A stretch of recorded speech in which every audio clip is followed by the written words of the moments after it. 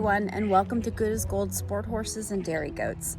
As part of our New Year's resolution, we decided to go ahead and vlog life on the farm around here so that you can get to know us and see what we do around the farm, meet the animals, and follow our training process. So my name is Jen, and my faithful steed here is Mambo. He's a registered Dutch stallion. His registered name is Mambo number 5. He is by Sebastian and out of a Dutch Mayor by the name of Winderly 3, who is by Obelisk and Habidoff. So this is my buddy, and him and I are going to take you on some journeys as we continue to compete and train and hang out in the dressage world, maybe a little bit of jumping. He's 5 years old this year, and he's just a big goof. This is one of my brood mares. This is Godiva. She's a Dutch harness horse. She has Mano and Patagon in her bloodlines, both of who were the sires of my old Grand Prix show jumpers. So I leased her for the year. We went ahead and bred her to Mambo, and we're very excited for the foal that we get. This is Kendra. She's another Dutch harness horse mare.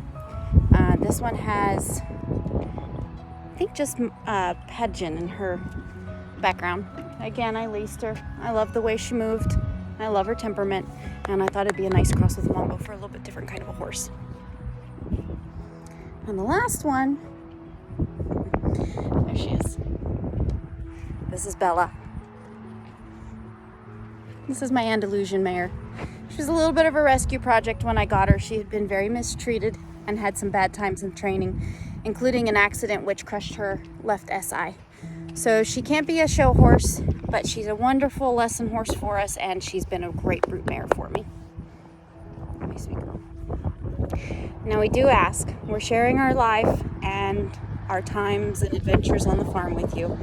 Not everybody's going to agree on everything. Not everybody's going to agree with the way I train, with my philosophies, with the way I care for my animals. Please know they are all fed and watered and in good shape, so that part is good.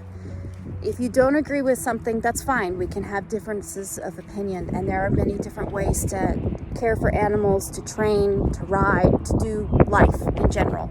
We all have our own adventure. I'm sharing my adventure with you. Please be respectful of that. If you don't like it, don't agree with it, that's okay.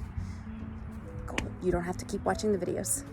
Thank you for your understanding and for your respect. And these guys are my other love and passion. We breed registered Nigerian dwarf goats. We also have Nubians, and we breed mini Nubians. That's Princess. Our goal is to breed pet quality, some pet quality goats, and others are show goats, and all with good milk production. We started in the goats for milk production, and then I found out what fabulous pets they are. This is Maybelline. And I want to share my love of these guys with others. So we breed for temperament and friendliness. This is Sebastian, one of our bucks. He's blue-eyed and polled, registered with ADGA, which is the American Dairy Goat Association. There are a couple different associations that they can be registered with, but we try to stick with ADGA.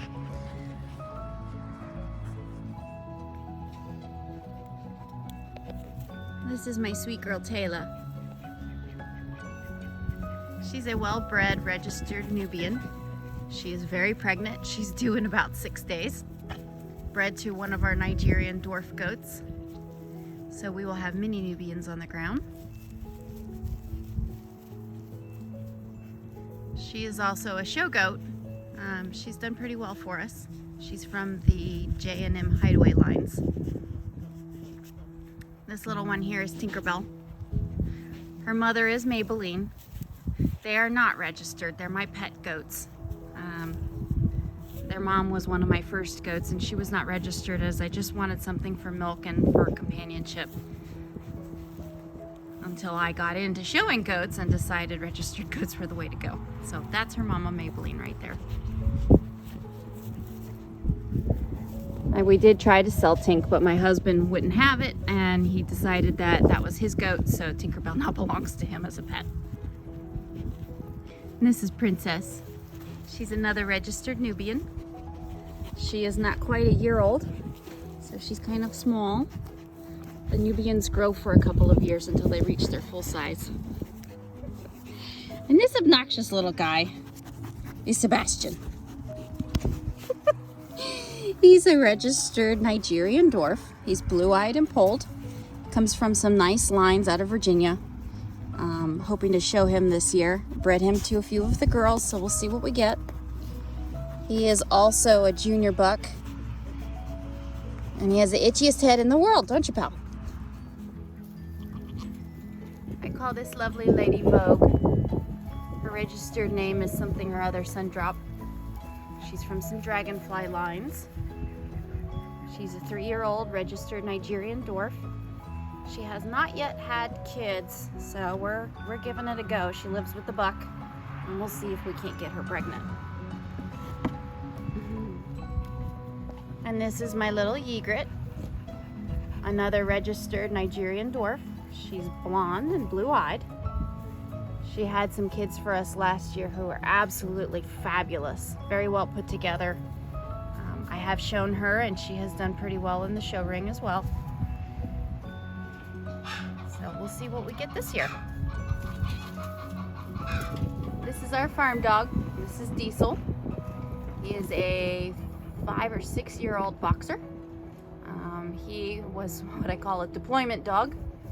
When my husband was deployed or being deployed to Afghanistan, I got this guy to keep me company out on the farm. He goes everywhere with us out here, and he's wonderful. He respects the animals and is a great companion, as well as a big goofball.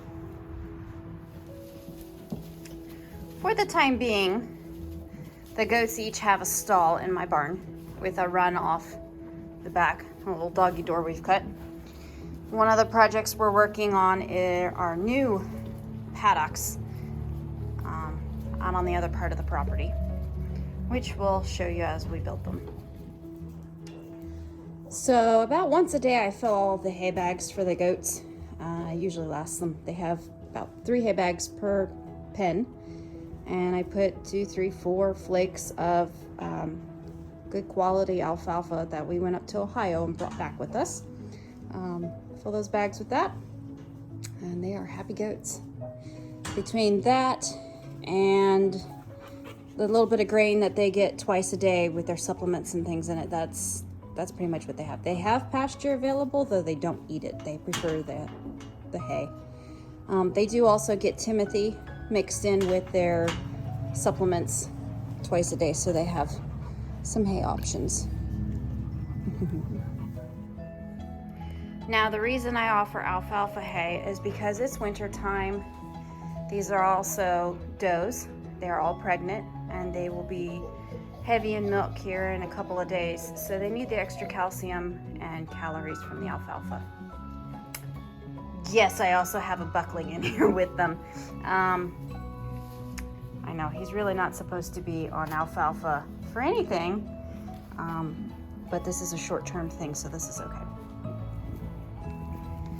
Now, I do use hay nets, which is not a real common thing with goats. People are always afraid that their horns will get stuck in them, and I do agree with that. Gimli's the only one that I have, though, that has horns, and he is leaving today, so that will no longer be a concern. But I've never had anybody get stuck in them. If anything, they tend to chew holes in the nets, like this here, break them down more. I do find that the hay nets alleviate a lot of the waste of just free feeding. So that is my reasoning behind that. And I do keep a really close eye on everybody. I have cameras in all of the stalls so that I can watch everybody all the time. And I'm awake most of the night, so I'm awake watching my animals and working. So this is the new project. We are moving the goat pens out here. We have all of this space in the backyard that's not being used. So rather than have the goats using 2 of my stalls with runs. We're building them bigger runs out here along with their own little goat houses. So the bucks will be here. And then we have the hay in between them. They can see each other, but they're far enough away. And then over here where all of the equipment is, we're gonna go ahead and make a really nice big dough pin. So thank you for joining us today. We look forward to sharing our adventures in 2022 with you, to sharing the kidding season, they're due in a couple of days, to sharing our adventures in dressage land, to bringing along a young stallion, to sharing lessons. We have a therapeutic writing program that we're starting up as well, so we look forward to sharing that with you. And we are also being restationed in the Washington, D.C. area, so that'll be part of this year's adventures. Packing up, finding a new facility, and moving this whole farm over there. So thank you for following along today. Please click subscribe and like, and we'll continue to bring you more videos. Thank you. Goodbye.